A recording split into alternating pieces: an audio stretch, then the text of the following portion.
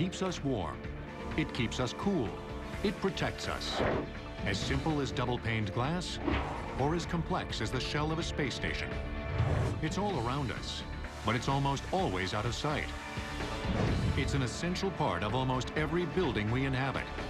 Now, insulation on Modern Marvels.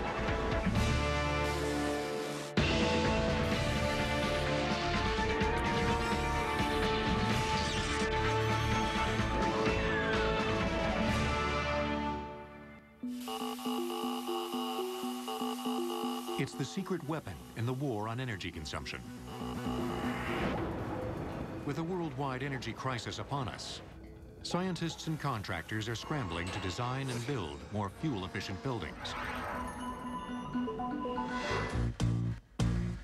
In a typical 3-bedroom house, 25% of heat is lost through an uninsulated roof, 15% through uninsulated floors, 25% through windows and doors, and 35% through uninsulated walls. Effective insulation can put an end to these losses. It's pumped up, it's gooey, and it's one of the best insulators available. It's foam.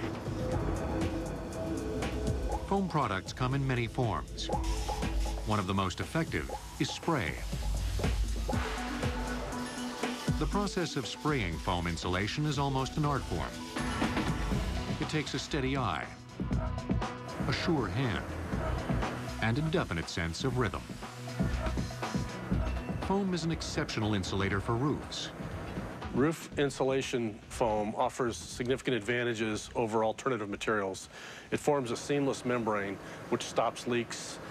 The material flows into cracks, crevices, expands, and seals up all the leaks. It also offers much more insulation value versus alternative materials. And the fact that it's soaked into all the cracks and crevices and cured means that it's gluing everything together, so it's going to be able to withstand significantly more harsh weather conditions than a typical roof would. The key to making a smooth urethane application when we're talking about roofing is to overlap each previous pass by 80 to 90%. When you're spray painting, normally you'll think about a 50% overlap. When spraying urethanes, you think of 80 or 90%.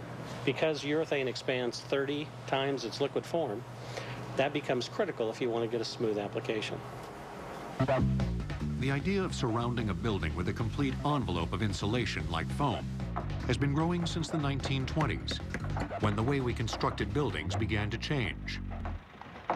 Prior to the 1920s, even going back to the Victorian age, you found that homes were constructed of heavier, denser materials. A lot of that was just the prevalence of old-growth forests that were used for framing. By the time the 1920s rolled around, we found that materials were becoming lighter so they could be constructed more quickly. But there also became a greater emphasis on the idea of the thermal envelope of a residence. You start to insulate the floors and the walls and the roofs. The use of building insulation was first made mandatory in the United States during World War II to conserve fuel for the war effort. You all of a sudden had to start being more concerned about conserving your energy resources, whether it be oil or gasoline. And because of that, they looked at better applications of insulation. That same example was driven home in the 70s. People reacted to oil prices and gas prices and energy prices going up. The 1970s saw the advent of the idea of the super-insulated home. Foam is a substance that is formed by trapping many gas bubbles in a liquid or solid. One of the most popular foams is polyurethane. Originally developed during the 1940s for military and aviation applications, it began to be used as insulation during the 1950s. In the 1970s, innovators began spraying the material. Polyurethane is made of several key ingredients. These are the materials you see stored in the large tanks behind me. This is a polyol. It's based on sucrose or sugar and petroleum products. This is a surfactant. Surfactant controls the size and the shape of the bubbles. This is a catalyst which controls reaction rate. The quicker the reaction, the smaller the bubbles. The size of the bubbles is important because it dictates the density of the foam. Roofing foam, which might be walked on, needs to be stronger and denser than wall foam, which is rarely touched after it's applied. All of this is factored into the formula when a batch of foam material is mixed at the factory. But where do the bubbles come from? The blowing agent. Blowing agent is a liquid that has a low boiling point. When it's spray applied, it converts from a liquid to a gas, forming the bubbles. These 4 ingredients are mixed together into one liquid, but they're only part of the recipe for making foam. The other part is a substance called isocyanate, a highly reactive molecule.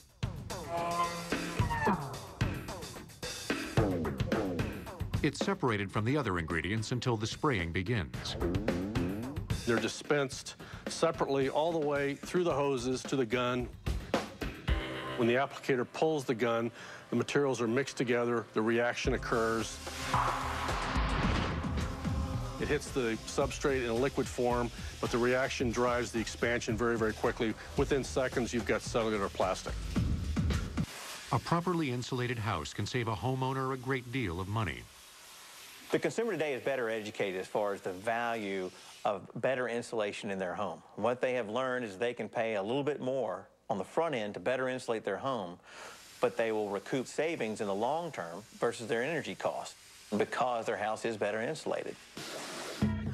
Today, insulation-savvy home and business owners are finding that there are savings to be gained from insulating not only the walls of a building, but the windows too. Each year in the United States, nearly $13 billion worth of energy in the form of heated or cooled air escapes through holes and cracks in residential buildings. Insulation will return on Modern Marvels.